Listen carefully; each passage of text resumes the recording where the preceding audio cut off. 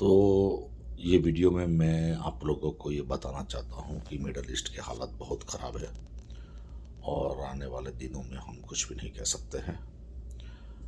Hezbollah और Israel के बीच क्या हो सकता है। इज़राइल को ख़तरा है, चाहे वो कितना भी ताकतवर क्यों ना हो, और उसकी वजह यही है कि इसके पास स्मॉलर लैंड है, स्मॉलर पॉपुलेशन है। वैसे तो लेबनान भी इतना बड़ा नहीं है, लेकिन अगर मान लो कि हिजबुल्ला अपने रॉकेट्स का इस्तेमाल कर देता है तो मुश्किल तो है ही है। इज़राइल को बहुत सोचना पड़ेगा। दूसरी बात यह है कि इज़राइल जो नेतन्याहू की अभी अमेरिका की जो विजिट हुई, इसमें क्या बात हुई है, तो ये है, इसके बारे में हमें पता नहीं है। लेकिन अगर एक बात को मान के चलते हैं कि अगर इज़राइल न्यूक्लियर वेपन का इस्तेमाल करता है हिजबुल्ला पर, क्योंकि मैं ये समझता हूँ कि हूती विद्रोही उनकी डायरेक्ट थ्रेट नहीं है। अगर हूती विद्रोही के पास कोई न्यूक्लियर वेपन है, खास करके जो कहते हैं स्मॉलर न्यूक्लियर वेपन्स, तो वो बात अलग है। लेकिन अगर ऐसी कोई बात नहीं है तो ये डायरेक्ट, क्योंकि बीच में लैंड का प्रॉब्लम है, डायरेक्ट एडजॉइनिंग लैंड नहीं है, लेकिन हिजबुल्ला का जो लैंड है यानी कि लेबनान का, वो बिल्कुल सटी हुई लैंड है, तो उसमें खतरा बना हुआ है। मान लो कि इज़राइल लैंड इन्वेजन करता है लेबनान में, तो सपोर्टिंग कंट्रीज भी हैं, ईरान भी है, रशिया भी है। तो यह है कि इतना आसान नहीं है इस वक्त। अब इज़राइल के लिए सोचने वाली बात यह है कि वो एग्रेशन में जाए या फिर कोई नेगोशिएशन में जाए।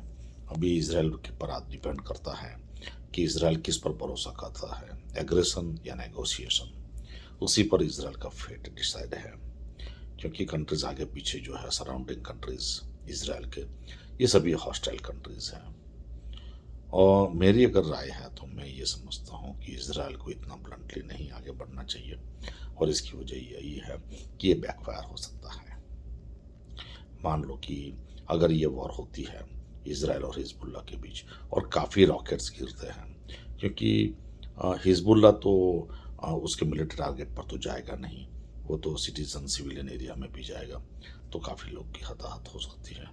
तो अब ये देखना है कि भाई, मान लो कि इज़राइल ने एरियल बम्बार्डमेंट किया, ज़बरदस्त एरियल बम्बार्डमेंट किया, लेकिन ऐसी कोई भी वॉर जीती जा सकती है सिर्फ एरियल बम्बार्डमेंट हो। अब लैंड इन्वेजन के लिए देखते हैं कि इज़राइल क्या करता है, लेकिन वक्त ही बताएगा आने वाले दिनों में। लेकिन सिचुएशन बेहद ख़राब है, और किसी ने ये नहीं सोचा था यूक्रेन रसिया के बीच जो वॉर चल रही है कि ये जो फ्रंट खुलेगा, ये फ्रंट एकदम हॉट फ्रंट हो जाएगा।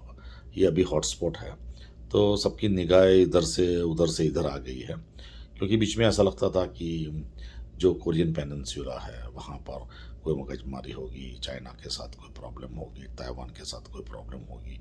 तो इसके छोड़कर मैं ये समझता हूँ ये पोलराइजेशन चेंज हुआ है, और अगर यहाँ पे प्रॉब्लम हुई इज़राइल और हिजबुल्ला, हुती, ईरान, तो अ, बहुत ही बुरा होगा, क्योंकि इज़राइल डिफेंसिव टैक्टिक्स में नहीं है, और इज़राइल अपने आप को प्रोटेक्ट करने के लिए न्यूक्लियर वेपन का इस्तेमाल करता है।